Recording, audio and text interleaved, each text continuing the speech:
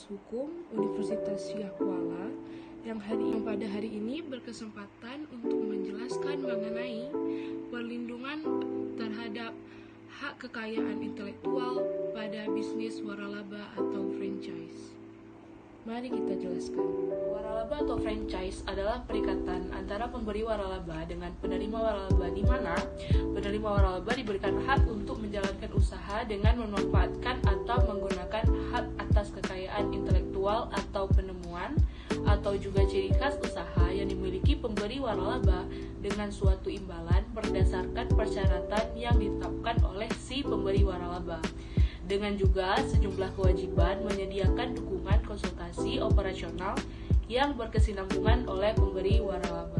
Pada pasal 1 Peraturan Pemerintah Republik Indonesia Nomor 42 Tahun 2007 tentang waralaba menyebutkan bahwa waralaba adalah hak khusus yang dimiliki oleh orang perseorangan atau badan usaha terhadap sistem bisnis dengan ciri khas usaha dalam rangka memasarkan barang dan atau jasa yang telah terbukti berhasil dan dapat dimanfaatkan dan atau digunakan oleh pihak lain berdasarkan perjanjian waralaba.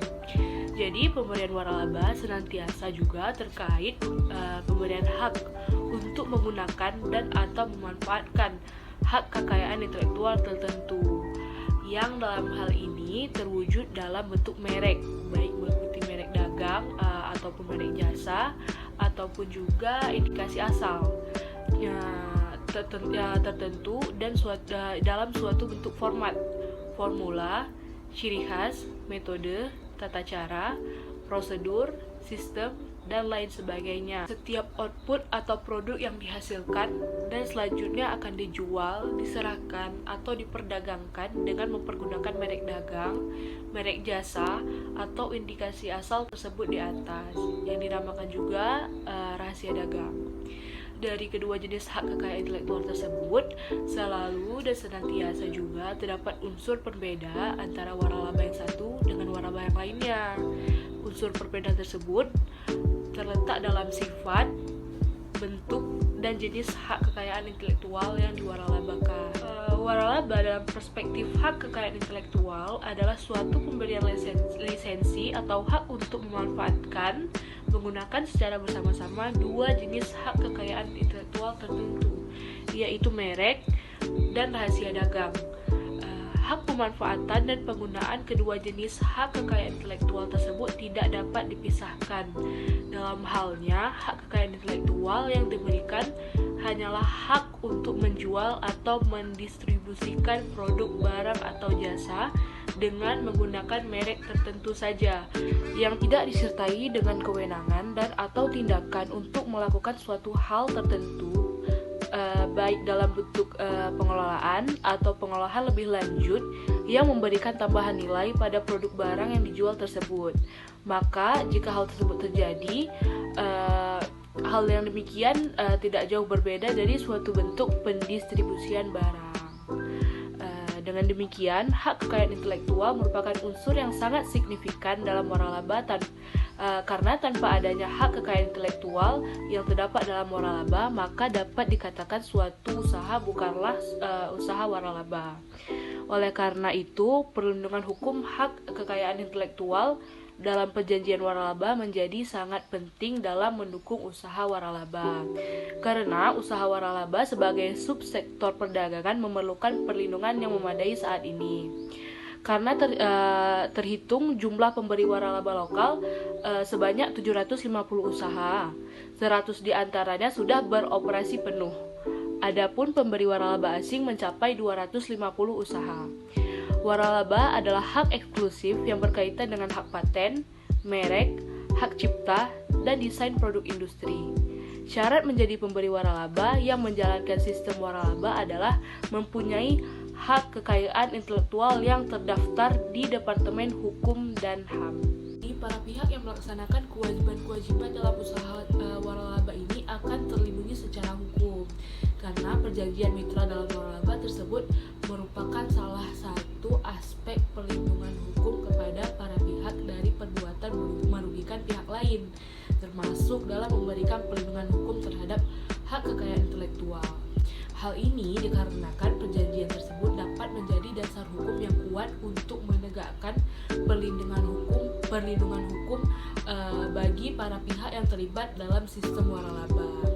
Jadi jika salah satu pihak melanggar isi perjanjian, maka pihak lain dapat menuntut pihak yang melanggar tersebut sesuai dengan hukum yang berlaku. Jadi perjanjian waralaba telah mengatur tentang perlindungan hak kekayaan intelektual secara spesifik, yaitu dengan memperjanjikan batasan-batasan tertentu yang harus dipatuhi oleh franchisee atau si penerima waralaba, yang secara langsung maupun tidak langsung ditujukan untuk melindungi hak kekayaan intelektual dari si franchisor atau si pemberi waralaba. Juga menurut Peraturan Pemerintah Republik Indonesia Nomor 42 Tahun 2007 pada pasal 3 huruf F adalah hak kekayaan intelektual yang telah terdaftar. Jadi jika hak kekayaan intelektual kita itu tidak terdaftar, maka suatu perjanjian waralaba itu yang dilakukan pada saat proses pendaftaran merek belum bisa disebut sebagai perjanjian waralaba yang sebenarnya. Jadi jika pendaftaran perjanjian waralaba dilaksanakan untuk kepentingan pembinaan usaha dengan cara waralaba, maka persyaratan untuk dapat dilakukan pendaftaran waralaba juga harus sejalan dengan peraturan yang mengatur mengenai waralaba. Jadi dalam hal ini harus disesuaikan dengan Peraturan Pemerintah Republik Indonesia Nomor 42 Tahun 2007, khususnya pasal 3 huruf F, yaitu objek waralaba adalah hak kekayaan intelektual yang telah terdaftar. Jadi untuk membuktikan bahwa hak kekayaan intelektual itu telah terdaftar, tentu harus dengan pembuktian atas kepemilikannya. Dalam hal ini juga harus dilampirkan juga seperti sertifikat bukti kepemilikan atas hak kekayaan intelektual tersebut. Inti dari konsep bisnis waralaba ini adalah terkandungnya hak atas kekayaan intelektual dalam usaha tersebut. Jadi peraturan perundang-undangan di Indonesia mewajibkan suatu usaha waralaba untuk mendaftarkan hak atas kekayaan intelektualnya.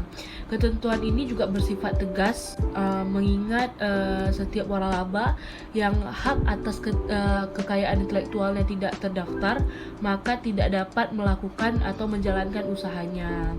Sehingga pendaftaran hak atas kekayaan intelektual suatu bisnis waralaba adalah keharusan di Indonesia sebagai bentuk perlindungan hukum bagi pelaku bisnis waralaba dan masyarakat.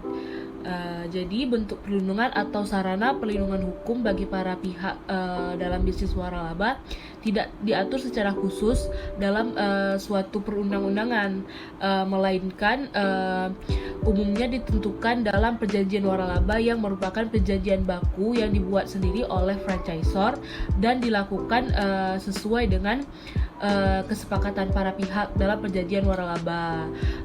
Ini bisa terdapat pada pasal 1320 KUH Perdata. Jadi apabila pasal 1320 KUH Perdata tersebut telah dipenuhi, maka kekuatan dari perjanjian tersebut adalah wajib diberlakukan seperti undang-undang atau memiliki kekuatan memaksa, serta harus dijalankan dengan itikat baik sesuai pasal 1338 KUH Perdata.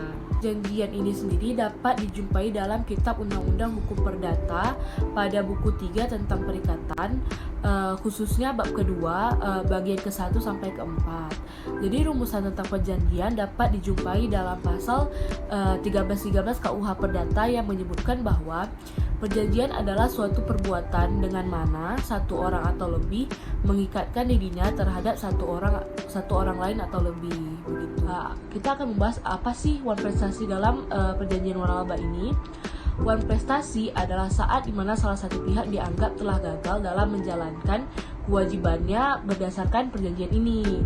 Jadi dalam halnya terjadi wan prestasi, pihak yang dicederai janjinya berhak menuntut pemenuhan kewajiban oleh pihak yang melakukan wan prestasi ataupun meminta pembatalan janji ini. Gitu. Jadi setiap Jadi setiap perselisihan yang mungkin timbul sebagai akibat dari perjanjian ini akan diselesaikan secara musyawarah mufakat.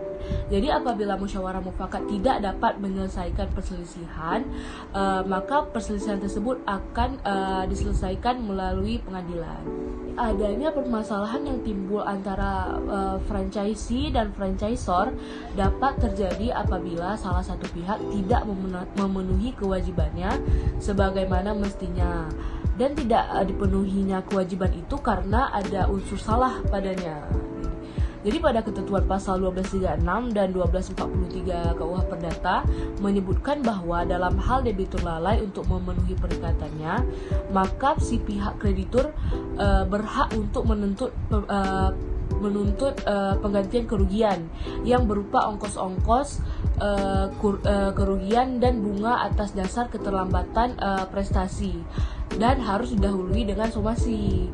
Jadi menurut ketentuan pasal 1238 KUH Perdata, debitur dinyatakan lalai dengan surat perintah atau dengan akta sejenis itu, atau berdasarkan kekuatan dari perikatan sendiri, yaitu bila perikatan ini mengakibatkan debitur harus dianggap lalai dengan lewatnya waktu yang ditentukan. Jadi apa sih unsur-unsur dari klien itu sendiri? Yang pertama itu ada debitur sama sekali tidak berprestasi. Yang kedua itu ada debitur keliru berprestasi, dan yang terakhir itu ada debitur terlambat berprestasi, begitu. Jadi berdasarkan Undang-Undang Nomor 30 tahun 1999 tentang arbitrase dan alternatif pilihan penyelesaian sengketa, ada 5 macam penyelesaian sengketa. Yang pertama itu ada konsultasi, yang kedua ada negosiasi, yang ketiga ada mediasi, yang keempat ada konsiliasi, dan yang terakhir itu ada arbitrase. Jadi perjanjian waralaba merupakan salah satu aspek perlindungan hukum terhadap para pihak dari perbuatan merugikan pihak lain, begitu, termasuk dalam memberikan perlindungan hukum terhadap hak kekayaan intelektual. Hal ini juga dikarenakan perjanjian tersebut dapat menjadi dasar hukum yang kuat untuk menegakkan perlindungan hukum bagi para pihak yang terlibat dalam sistem usaha waralaba ini. Jadi jika salah satu pihak melanggar isi perjanjian, maka pihak lain dapat menuntut pihak yang melanggar tersebut sesuai dengan hukum yang berlaku. Jadi sebagaimana perjanjian waralaba yang sudah kita bahas